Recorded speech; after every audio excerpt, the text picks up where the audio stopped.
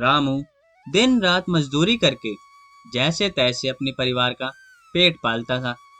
उसका सपना है कि उसका बेटा गोपाल पढ़ लिख कर एक बड़ा आदमी बने। रामू उत्साह के साथ कहता है, गोपाल बेटा, तू खूब पढ़ाई कर, मैं मजदूरी कर लूंगा, बस तुझे किसी चीज की कमी नहीं होने दूंगा। गोपाल मुस्कुराते हुए कहता है, पिताजी, मैं आपकी मेहनत को बेकार नहीं जाने दूंगा। मैं दिन रात मेहनत करूंगा और एक दिन बड़ा आदमी बनूंगा। सीमा प्यार से कहती है, बेटा, तेरी पढ़ाई ही हमारी सबसे बड़ी दौलत है।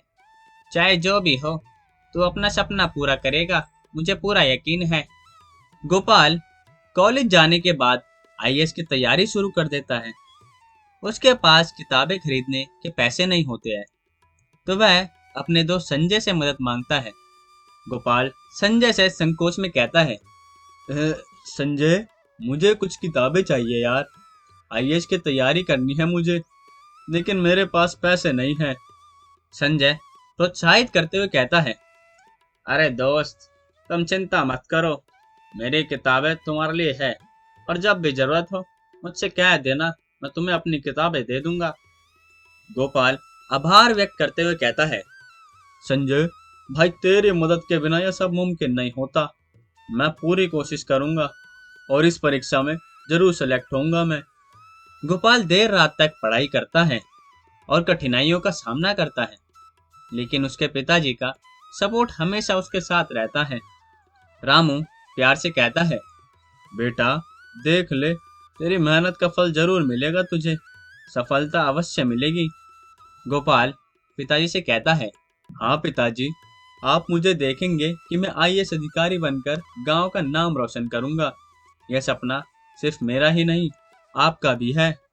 कई सालों की मेहनत के बाद गोपाल आईएएस की परीक्षा देता है। परीक्षा के बाद का इंतजार कठिन होता है और परिवार बेसब्री से परिणाम का इंतजार करता है।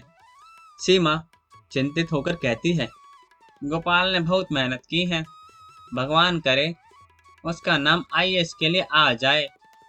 रामू आशावादी होकर कहता है, हाँ सीमा, तुम चिंता मत करो, हमारे बेटे की मेहनत और भगवान की कृपा से ऐसा जरूर होगा, और हमें उस पर गर्व होना चाहिए कि उसने इतनी मेहनत करी है। आखिरकार परिणाम का दिन आ ही जाता है। गोपाल का नाम आईएएस की सूची में आते ही वह अपने माता पिता के पास दौड़ते हुए जाता है। गोपाल उत्साहित होकर कहता है, माँ, पिताजी, मैं आईएएस बन गया, मैं आईएएस बन गया पिताजी, आईएएस बन गया। राम काका भावुक होकर कहते हैं, सच, सच बेटा, हमारा बेटा सच में अधिकारी बन गया। सीमा आंसू भरते हुए कहती है, भगवान ने हमारी सुन ली, आज हमारा बेटा हमें गर्व महसूस करवा रहा है। शुक्रिया गोपाल तुम्हारा।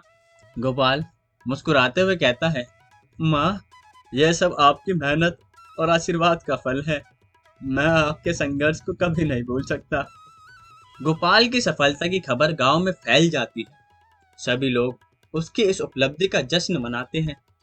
गांव वाले खुशी से, देखो देखो, रामू का बेटा आईएएस बन गया, उन्होंने गांव का नाम रोशन कर दिया, आईएएस बन गया, आईएएस बन गया। सब जगह रामू की तारीफ हो रही थी। गोपाल को आईएएस बनते देखते हुए गांव वाले खुशी से झूम जाते हैं। रामू घर से कहता है, यह मेरे बेटे की मेहनत का नतीजा है, हमें गांव का नाम रोशन करने का मौका मिला, मैं अपनी गरीबी को कभी बाधा नहीं बनने दूंगा। संजय मुस्कुराते हुए कहता है, गोपाल, तुमने सच में साबित कर दिया कि मेहनत और हौसलों के आगे हर मुश्किल छोटी है। गोपाल अपने माता पिता और दोस्त के साथ गांव में घूमता है और सबको अपने संघर्ष के बारे में बताता है। वह एक संकल्प लेता है कि वह गरीब बच्चों की पढ़ाई में मदद करेगा। गोपाल कहता है, मैं वादा करता हूँ कि जितना संभव होगा गरीब बच्चों की पढ़ाई के लिए मदद करूंगा, ताकि उन्हें भी अपनी मंजिल पाने का मौका मिल सके। रामू घर से कहता है, बेटा, तूने सच में हमारी उम्मीदें पूरी की, आज तुझे देखकर हमें अपनी गरीबी का भी अभिमान हो रहा है। गोपाल मुस्कुराते हुए कहता है, पिताजी, यह सब आपकी वजह से ही मुमकिन हुआ, आपने अपनी मेहनत और त्याग से मुझे यहाँ तक पहुँचाया है। तो इस कहानी से हमें यह सीखने को मिलता है कि गरीबी में भी मेहनत और लगन से अपने सपनों को पूरा किया जा सकता है। यह कहानी यह भी सिखाती है कि कठिनाइयों के बावजूद सपने देखना और उन्हें पूरा करना हौसला बनाए रखता है। गोपाल की सफलता उन सभी के लिए एक प्रेरणा है जो अपने हालातों को अपनी मंजिल के रास्ते में बाधा मानते हैं। तो आप भी कमेंट करके बताइए कि आप बड़े होकर क्या बनना चाहते हैं और अभी आप क्या कर रहे हैं। अगर आपको ये कहानी पसंद आई तो हमारे चैनल को सब्सक्राइब करें और लाइक शेयर करके हमारे चैनल को सपोर्ट करें।